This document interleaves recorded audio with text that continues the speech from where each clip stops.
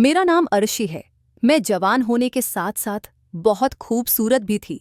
मेरी उम्र 29 साल थी।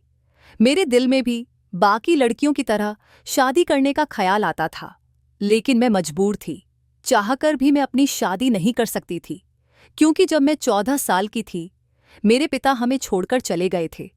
उस वक्त मेरा भाई 5 साल का और मेरी बहन 8 साल की थी। मेरी माँ उस समय पापा की मौत पर बहुत दुखी थीं। रोते रोते वह बार बार कह रही थीं, तुम इस दुनिया से क्यों चले गए? 3 बच्चों का बोझ मुझ पर डाल दिया, अब इनकी देखभाल कौन करेगा?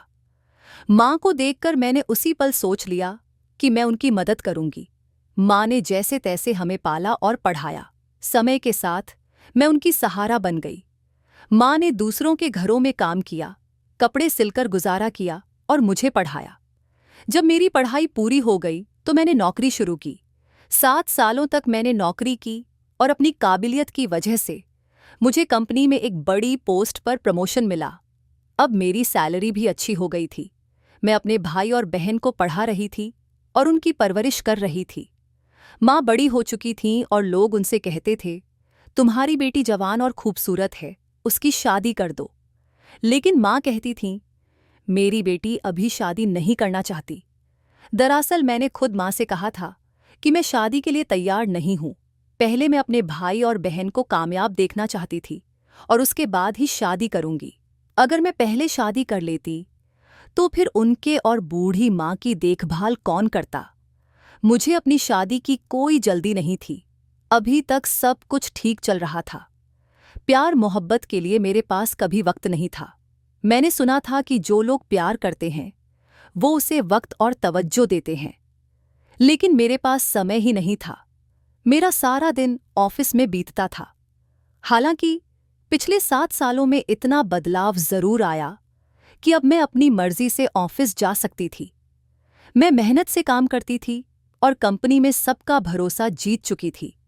जिंदगी की परेशानियां धीरे धीरे खत्म हो रही थीं और मैं अब अपने भाई बहन को भी एक अच्छी जिंदगी दे पा रही थी। मेरी कुछ सहेलियां थीं जो मुझसे संडे को मिलती थीं। उनकी बातें सुनकर मुझे खुशी होती थी, लेकिन मन में कहीं न कहीं यह ख्याल भी आता था कि काश मेरी जिंदगी में भी ऐसा कोई होता। मगर मैं जानती थी कि पहले मेरे घर की परेशानियों का हल होना जरूरी था। माँ हमेशा कहती थीं, भगवान तुम्हें इसका फल जरूर देंगे। तुमने हमारे लिए बहुत कुछ किया है। जब तुम्हारी शादी होगी तुम्हें अपने घर की रानी बनाकर रखा जाएगा। मैं माँ की बातों से खुश होती थी और सोचती थी कि काश ये बातें सच हो जाएं। पापा के जाने के बाद हमारे रिश्तेदारों ने हमसे नाता तोड़ लिया था। सिर्फ मामा जी ही थे जो दूसरे देश में रहते थे। उनसे कभी कभी फोन पर बात हो जाती थी, लेकिन वह कभी यहाँ नहीं आते थे। शादी का ख्याल मुझे परेशान करने लगा था, खासकर रात के वक्त। मेरी उम्र की सारी लड़कियां शादी कर चुकी थीं और उनके बच्चे भी हो चुके थे। जब मैं अकेली होती थी तो सोचती थी कि काश मेरा भी कोई होता जिससे मैं अपना दिल हल्का कर सकती। लेकिन अपने भाई बहन के भविष्य के बारे में सोचकर मुझे अपनी भावनाओं पर काबू करना पड़ता था। मैं बेचैन नहीं थी, लेकिन मुझे एक सहारे की जरूरत थी। आजकल के जमाने में हर लड़की के पास उसका सुख दुख बांटने वाला होता है। मेरे तो भाई बहन भी अपनी पढ़ाई में व्यस्त रहते थे। मेरी बहन की ग्रेजुएशन पूरी होने वाली थी और भाई भी ग्रेजुएशन कर रहा था। इस तरह जिंदगी गुजर रही थी। देखते देखते मेरी उम्र 30 साल हो गई। माँ ने मुझसे कहा, अब मैं और इंतजार नहीं करूंगी। तुमने हमारे लिए बहुत किया है, अब तुम्हारी शादी होनी चाहिए। मैंने माँ से कहा, पहले भाई की भी नौकरी लग जाए, फिर मैं शादी करूंगी। माँ कहने लगी, बेटा ऐसे तो बहुत समय लग जाएगा। मैं माँ को जैसे तैसे समझा बुझाकर शांत कर देती थी। मेरी अपनी स्कूटी थी और मैं उसी से ऑफिस की थी। ऑफिस आज का आती आकी जाती थी। एक दिन मैंने देखा कि एक अधिकारी कई दिनों से हमारे मोहल्ले में भीख मांग रहा था। हमारा मोहल्ला काफी बड़ा था, लेकिन पिछले 1 हफ्ते से मैं एक व्यक्ति को रोजाना वहां देख रही थी। एक दिन मैं अपनी स्कूटी रोककर उसे गौर से देखने लगी। वह एक फटे पुराने कपड़े पहने हुए गंदे हालत में था। मुझे उस पर तरस आ गया और मैंने उसे आवाज़ देकर अपने पास बुला लिया। मैंने पर्स से RS-100 निकालकर उसे दे दिए और कहा, अभी खुला नहीं है, यह रख लो। वह मुस्कुराया और पैसे अपने थैले में डाल दिए। अब यह रोज़ की बात हो गई थी। जब भी मैं मोहल्ले में आती जाती, उसे पैसे दे देती। एक बार मैंने उसे फुटपाथ पर भी भीख मांगते देखा। मैंने तब भी उसे कुछ पैसे दिए। धीरे धीरे यह बात सामान्य हो गई कि वह मेरा इंतज़ार करता और जैसे ही मुझे देखता, पैसे मांगने चला आता। हालांकि एक अजीब बात यह थी कि वह पैसे लेने के बाद लंबे समय तक मुझे घूरता रहता था। यह बात मुझे असहज करने लगी थी, लेकिन मैं नज़रअंदाज करके घर के अंदर चली जाती थी। एक दिन मैंने सोचा कि शायद वह भूखा होगा, इसलिए मैंने उसे रात के खाने के बाद खाना देने का निर्णय लिया। मैंने उसे आवाज़ दी और वह पास आ गया। जब मैंने उसे खाना दिया तो उसने फिर से अजीब नज़रों से मुझे देखा। मैंने उसे टोकते हुए कहा, खाना लो और जाओ। वह चुपचाप खाना लेकर चला गया, लेकिन उसकी नज़रें मेरे पीछे लगी रहीं। मैंने सोचा कि शायद वह बहुत अकेला और भूखा है, इसलिए मैंने उसे कहा कि वह रोज़ रात को खाना लेने आ सकता है।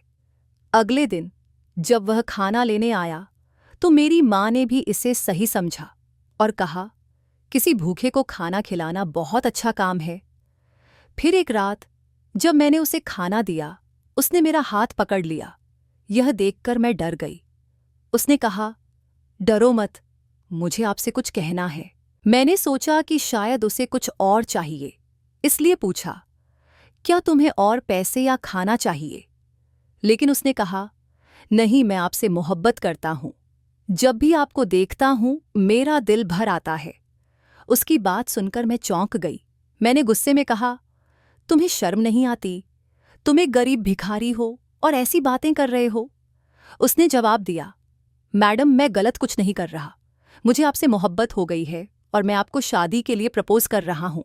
मैंने तुरंत दरवाज़ा बंद कर लिया और अंदर चली गई। उसकी बातें मुझे परेशान कर रही थीं। अगले दिन जब मैंने अपनी दोस्त से इस बारे में बात की तो उसने कहा, वह भिखारी सिर्फ तुम्हारे पैसे और सहारे के लालच में है। उसे लगता है कि तुम्हें बेवकूफ़ बनाकर तुम्हारे पैसों पर आराम से जी सकेगा। मुझे ये बात समझ में आ गई। अगले दिन जब वह फिर से आया और वही बातें दोहराने लगा तो मैंने उसे धमकाते हुए कहा, अगर तुमने फिर से ऐसी बात की तो मैं पुलिस में शिकायत कर दूंगी। यह सुनकर वह हंसने लगा, जो मुझे और भी हैरान कर गया। उसने कहा, मैं किसी से भी नहीं डरता, मुझे सिर्फ तुमसे मोहब्बत है। सीधे सीधे मुझे जवाब दो कि तुम मुझसे प्यार करती हो या नहीं। मैंने उससे कहा, तुम बड़ी होशियार चीज़ हो, मुझे तुम्हारी असलियत का पता चल गया है। यह सुनकर उसके चेहरे के भाव बदल गए। वह बोला, तुम्हें मेरे बारे में आखिर क्या पता चल गया? मैंने जवाब दिया, मैं सब जान चुकी हूँ, तुम कौन हो और तुम्हारे दिमाग में क्या चल रहा है। मेरी बात सुनकर वह थोड़ा घबरा गया और पूछा, तुम कहना क्या चाहती हो? मुझे भी तो बताओ, तुम मेरे बारे में क्या जानती हो? मैंने कहा, तुम मुझे बेवकूफ़ बनाने की कोशिश कर रहे हो। तुम्हें लगता है कि मैं तुम्हारे जाल में फंस जाऊंगी और उसके बाद जो भी मैं कमाऊंगी उससे तुम अपनी जिंदगी आराम से जियोगे। यह सुनकर उसने गहरी सांस ली और कहा, अच्छा तो यही बात है, तो ठीक है, तुम अपना खाना और अपनी जिंदगी अपने पास रखो। अगर तुम्हें ऐसा ही लगता है तो मुझे तुमसे कुछ नहीं चाहिए। यह कहकर वह पलट गया और चला गया। मैं वहीं खड़ी उसे देखती रह गई। आज उसने खाना भी नहीं लिया था। मुझे लगा, ये तो बड़ा खुददार इंसान है, इतने कहने पर भी खाना नहीं लिया। मैं खाना हाथ में लिए वापस घर आई। मेरी छोटी बहन ने पूछा, दीदी, आप किससे बातें कर रही थीं? मैंने उसे बताया, एक भिखारी आया था, उसे खाना देने गई थी, लेकिन उसने खाना नहीं लिया। वह हैरान होकर बोली, क्यों नहीं लिया? मैंने कहा, पता नहीं, और किचन में खाना रखकर अपने कमरे में चली गई। मैं सोचने लगी, आखिर यह भिखारी चाहता क्या है? मैंने अपने दिमाग से उसकी बातें निकालने की कोशिश की और अपने करियर पर ध्यान लगाना चाहा। कुछ दिनों तक सब सामान्य रहा। उस भिखारी से मुलाकात होती तो मैं उसे बुलाकर पैसे देने की कोशिश करती, लेकिन उसने पैसे लेने से भी मना कर दिया था।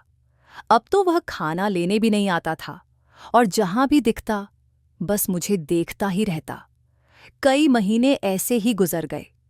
कभी कभी मैं उसे अपने ऑफिस के आसपास भी देख लेती थी, लेकिन वह मुझसे बात करने की हिम्मत नहीं करता था। मुझे उस पर तरस आने लगा। क्या वह सच में मुझसे मोहब्बत करता था? अब उसने मुझसे कोई बात करने की कोशिश भी नहीं की थी, न ही पैसे मांगे थे। एक दिन मैं अपने कमरे में लेटी हुई गहरी सोच में डूबी थी। भिखारी के बारे में सोच रही थी। क्या वह सच में मुझसे प्यार करता था? अगर वह मुझे बेवकूफ़ बना रहा होता तो मेरे डांटने के बाद भी मुझसे मिलने की कोशिश करता, लेकिन उसने मुझसे दूरी बना ली थी। उसकी आंखों में मुझे अब भी अपने लिए मोहब्बत दिखाई देती थी। फिर मैंने एक फैसला किया, जो शायद मेरे लिए गलत था, लेकिन मेरे पास कोई और रास्ता नहीं था। मुझे उस पर तरस आने लगा और शायद मैं भी कहीं न कहीं उसे पसंद करने लगी थी। मुझे एहसास हो गया कि वह और मैं एक दूसरे के लिए नहीं बने थे। मैं एक पढ़ी लिखी, खूबसूरत मिडिल क्लास की लड़की थी, जो अच्छी खासी कमाई करती थी, और वह एक मामूली भिखारी। लेकिन फिर भी मैं उसे नहीं भूल पाई। मैंने सोचा, अगर वह सच में मुझसे प्यार करता है और मेरा फ़ायदा नहीं उठाना चाहता, तो शायद मैं उससे शादी कर सकती हूँ। मैं उसे कोई छोटा मोटा काम दिलवा दूंगी और खुद भी अपनी नौकरी जारी रखूंगी। मुझे पैसों की भूख नहीं है, मुझे सिर्फ प्यार और ध्यान चाहिए। वह मुझे प्यार करे, मेरा ख्याल रखे, मेरे लिए इतना ही काफ़ी है। अगले दिन मैंने उससे बात करने का फैसला किया, लेकिन अजीब बात थी कि वह पिछले 2-3 दिनों से कहीं नजर नहीं आ रहा था। एक दिन मुझे वह एक शॉपिंग मॉल के बाहर दिखा, जब मैं अपनी फ्रेंड के साथ शॉपिंग करने गई थी। मैंने उसे देखकर अपनी दोस्त से कुछ नहीं कहा, क्योंकि मुझे पता था कि वह लोग मेरा मजाक उड़ाएंगी। मैं चुपचाप उससे मिलने के लिए गई और उसे पार्क में चलने के लिए कहा। वहां जाकर मैंने उससे पूछा, तुम मुझे इतनी घूर घूर कर क्यों देखते हो? वह बोला, मैंने तुम्हारे घर का खाना लेना भी बंद कर दिया, क्योंकि तुम्हें लगता था कि मैं तुम्हारा फ़ायदा उठाऊंगा। अब अगर मेरी नज़रें तुम्हारे चेहरे से हट नहीं पातीं, तो इसमें मेरी क्या गलती है? मैं तुम्हें देखकर अपने आप को रोक नहीं पाता, क्योंकि मैं तुमसे प्यार करता हूं। मैंने पूछा, तुम सच कह रहे हो ना? उसने कहा, हाँ, मैं सच कह रहा हूं। मैंने कभी किसी लड़की को तुमसे ज्यादा खूबसूरत नहीं पाया। मैंने तुम्हारे मोहल्ले में भी लोगों से तुम्हारी तारीफें सुनी हैं। जब मैंने सुना कि तुमने अपने भाई बहनों की खातिर अपनी शादी नहीं की और अकेले ही परिवार का पेट पाल रही हो, तो मेरे दिल में तुम्हारे लिए और इज्जत बढ़ गई। तभी से मैं तुमसे मोहब्बत करने लगा हूं। उसकी बात सुनकर मेरा दिल भावुक हो गया। अब मुझे एहसास हुआ कि मेरी माँ के अलावा कोई और इस तरह मेरी परवाह नहीं कर सकता था। लेकिन यह इंसान, जिसकी बातों ने मेरे दिल को छू लिया था, ने मेरी जिंदगी में एक खास जगह बना ली थी। मैं खुद को रोक नहीं पाई और उसे बता दिया कि मुझे भी उससे प्यार हो गया है। इस तरह हमारे बीच प्यार का सिलसिला शुरू हो गया। एक दिन मैंने उससे कहा, तुम भिखारी हो, क्या तुम यह काम छोड़कर कुछ और नहीं कर सकते? वह बोला, मैं बहुत गरीब हूं और यह मेरी मजबूरी है। तुम दुआ करो, मेरा एक काम है, अगर उसमें सफल हो गया तो मैं वही बन जाऊंगा जैसा तुम चाहोगी। मैंने पूछा, कौन सा काम? उसने जवाब देने के बजाय मुझे टालते हुए कहा, तुम फिक्र मत करो, अपने घर जाओ, मैं रात को तुम्हारे घर खाना लेने आऊंगा। तुम्हारे घर का खाना बहुत अच्छा होता है। मैंने कहा, ठीक है, आ जाना। इसके बाद मेरे मन में सिर्फ उसी के ख्याल आने लगे। वह रोज मेरे घर खाना लेने आता और हम बातें करते। धीरे धीरे हमारे बीच बातें और भी गहरी होती गईं। उसने मुझसे शादी का वादा किया। मुझे इस बात की सबसे अच्छी बात यह लगी कि हमारे रिश्ते को 2 महीने हो गए थे, लेकिन उसने मुझसे कभी कोई गलत मांग नहीं की। वह मुझसे सिर्फ घर के दरवाजे पर ही मिलता, जबकि मेरी सहेलियां अपने बॉयफ्रेंड से मिलने के लिए अलग अलग जगहों पर जातीं। उसका नाम आदित्य था। कहते हैं, प्यार में इंसान की पहचान मायने नहीं रखती, और मेरे लिए आदित्य किसी राजा से कम नहीं था। मैंने उससे कहा, जैसे ही मेरे भाई बहन की नौकरी लग जाएगी, हम शादी कर लेंगे। आदित्य ने कहा, कोई बात नहीं, इस बीच मैं भी अपना घर खरीद लूंगा, फिर मैं तुम्हें वहां से ले जाऊंगा। हमारी मोहब्बत के बारे में किसी को पता नहीं था। मैंने सोच लिया था कि जब मेरे भाई बहन काम पर लग जाएंगे तो मैं आदित्य को अपने पैसे दूंगी ताकि वह अपना कोई छोटा मोटा काम शुरू कर सके और भीख मांगना छोड़ दे।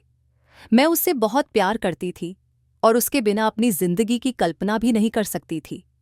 लेकिन कुछ ही दिनों बाद मेरी खुशी पर जैसे किसी की नजर लग गई। आदित्य अचानक गायब हो गया। वह कई दिन तक नहीं आया और मैं परेशान हो गई। मैंने उसे ढूंढने की बहुत कोशिश की, लेकिन वह जैसे हवा में गायब हो गया था। मुझे समझ नहीं आ रहा था कि क्या हुआ। कई दिनों तक मैं इंतजार करती रही, लेकिन कोई खबर नहीं मिली। मुझे लगा शायद कोई इमरजेंसी हो, लेकिन कितनी लंबी इमरजेंसी हो सकती है। मेरे पास उसका न कोई पता था और न ही कोई संपर्क नंबर। मेरे दिल में बस एक खालीपन था। फिर मेरी बहन ने अपनी नौकरी लगने की खुशखबरी सुनाई, लेकिन मुझे उसकी बात पर खुशी नहीं हुई। मेरी जिंदगी में आदित्य की कमी ने सब कुछ बेजान कर दिया था। मेरी माँ ने कहा कि अब मेरी शादी की तैयारी शुरू हो जानी चाहिए, लेकिन मैं तैयार नहीं थी। मैंने माँ से कहा कि मैं अभी शादी नहीं करना चाहती, लेकिन वे मुझ पर दबाव डाल रही थीं। माँ ने कहा, तुम्हारी उम्र निकल रही है और रिश्ते भी आने बंद हो जाएंगे, तुम कब तक कुंवारी रहोगी? मैंने जवाब दिया, अगर जरूरत पड़ी तो मैं सारी जिंदगी अकेली रह लूंगी। लेकिन माँ अपनी बात पर अड़ी रहीं और मेरे लिए रिश्ता तय करने लगीं। एक दिन माँ ने कहा कि रविवार को लड़के वाले मुझे देखने आ रहे हैं। मैंने फिर मना किया, लेकिन इस बार माँ ने सख्त लहजे में कहा, जैसा मैं कहती हूं वैसा ही होगा, ज्यादा बोलने की कोशिश मत करना। अब मैं क्या करती? मैं आज भी आदित्य का इंतजार कर रही थी, लेकिन माँ की जिद के आगे मेरी कोई नहीं सुन रहा था। अब मैं तुम्हारी एक और नहीं सुनूंगी, मम्मी ने गुस्से से कहा और मुझे उनकी बातों के आगे झुकना पड़ा। संडे का दिन आ गया। मम्मी ने मुझे तैयार होने के लिए कहा था, लेकिन मैं तैयार नहीं हुई। जैसे मैं थी वैसे ही लड़के वालों के सामने आ गई। मैं बैठी थी और लड़के की माँ मुझसे तरह तरह के सवाल कर रही थी। मेरी नजरें झुकी हुई थीं और मेरे दिल में बार बार आदित्य का ख्याल आ रहा था। आज मुझे आदित्य की बहुत याद आ रही थी। लड़के की माँ जो भी सवाल करती थी, मैं सिर हिलाकर हाँ या ना में जवाब दे रही थी। मेरे मुंह से कोई शब्द नहीं निकल पा रहा था। मन कर रहा था कि मैं फूट फूट कर रोऊं। और उस पल मैं सोच रही थी कि शायद मुझे आदित्य से प्यार नहीं करना चाहिए था। मुझे पहले से ही मोहब्बत करने का शौक था, पर अब समझ में आ गया था कि यह आसान नहीं है। इसमें खुशियों के साथ साथ दर्द भी मिलता है। जैसे ही मेरी आंखों में आंसू आने लगते थे, मैं उन्हें पोंछ लेती ताकि किसी को पता न चले कि मैं रो रही हूं। कुछ देर बाद अचानक घर के दरवाजे से कोई अंदर आया। वह शख्स की सीधे अंदर आकर खड़ा हो गया और मुझे आवाज लगाई, अर्शी। मैंने झटके से उसकी ओर देखा। आवाज जानी पहचानी थी, लेकिन मैं उसे पहचान नहीं पा रही थी। उसने फिर कहा, अर्शी, ये सब क्या है? सब लोग उसकी ओर हैरानी से देखने लगे थे।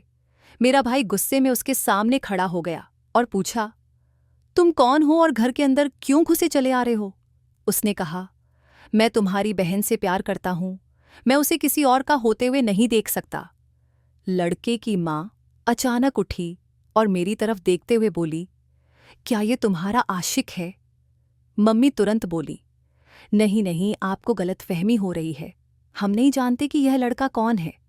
तभी वह लड़का फिर बोला, जी, आप यहां से जाइए, मुझे इन लोगों से कुछ जरूरी बात करनी है। यह सुनकर लड़के की माँ गुस्से में बोली, तुमने हमें यहां बेइज्जत करने के लिए बुलाया है? और वे अपने बेटे को लेकर वहां से चली गईं।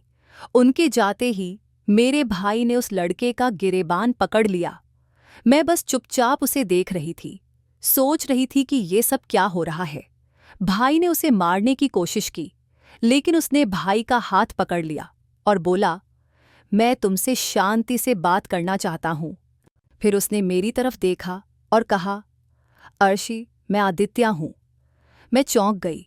उसकी आवाज़ सुनते ही मुझे यकीन हुआ कि ये आदित्य ही था। मैंने कहा, तुम आदित्य हो? उसने कहा, हाँ, मैं ही आदित्य हूं। मैं उसे ऊपर से नीचे तक देखने लगी।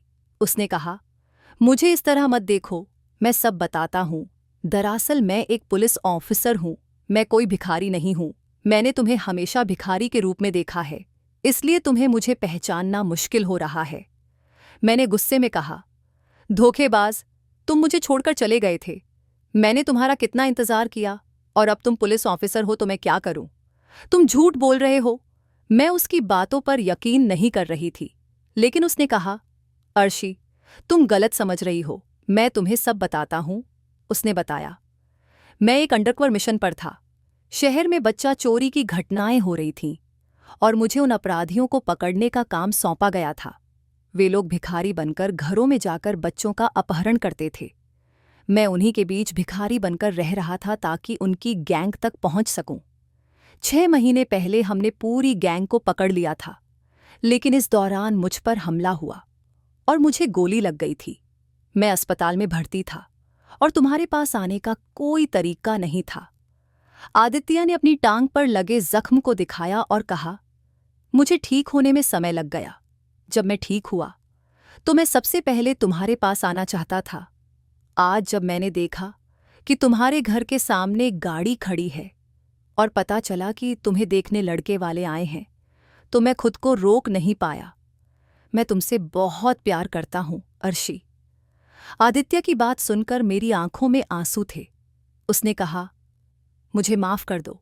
मैं तुम्हें धोखे में नहीं रखना चाहता था, लेकिन अपने काम की वजह से मुझे अपनी पहचान छिपानी पड़ी।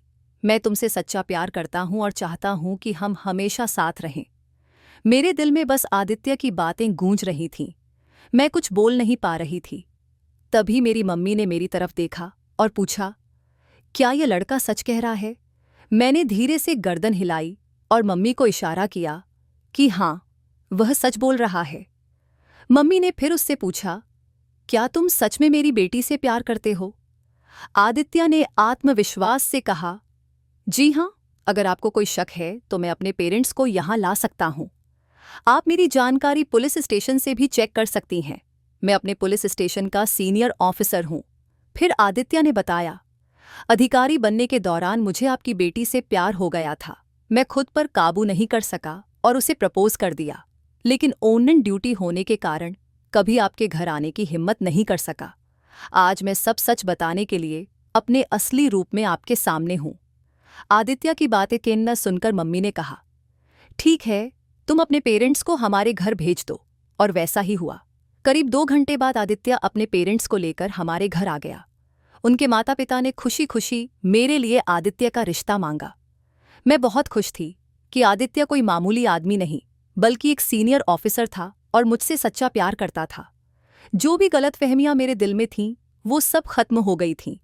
जल्द ही हमारी शादी हो गई और अब हम दोनों खुशी खुशी अपनी जिंदगी बिता रहे हैं। आदित्य मेरे भाई बहन का भी बहुत ख्याल रखता है और एक बेटे की तरह मेरे परिवार की जिम्मेदारी भी संभालता है। अब वह मुझे जॉब करने की भी जरूरत नहीं समझता। एक दिन मम्मी ने मुझे दुआएं दी, तुम्हारा पति तुम्हें रानी बनाकर रखेगा। और सचमुच आदित्य मुझे किसी रानी से कम नहीं रखता, मेरी हर ख्वाहिश को पूरा करता है। उसके पेरेंट्स भी बहुत अच्छे हैं। आदित्य के साथ आने से मेरी जिंदगी पूरी तरह बदल गई। पहले जो जिम्मेदारियां मेरे कंधों पर हुआ करती थीं, अब आदित्य ने एक बेटे की तरह संभाल ली हैं। आज मैं अपने पति के साथ बहुत खुश हूं।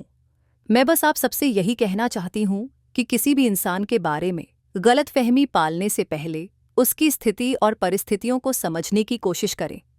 दोस्तों, मुझे उम्मीद है कि आपको हमारी कहानी पसंद आई होगी। अगर आपको यह कहानी पसंद आई हो तो वीडियो को लाइक करें, और अगर आप नए हैं तो चैनल को सब्सक्राइब करें। नोटिफिकेशन बेल को भी दबाएं ताकि अगली अपडेट सबसे पहले आपको मिले।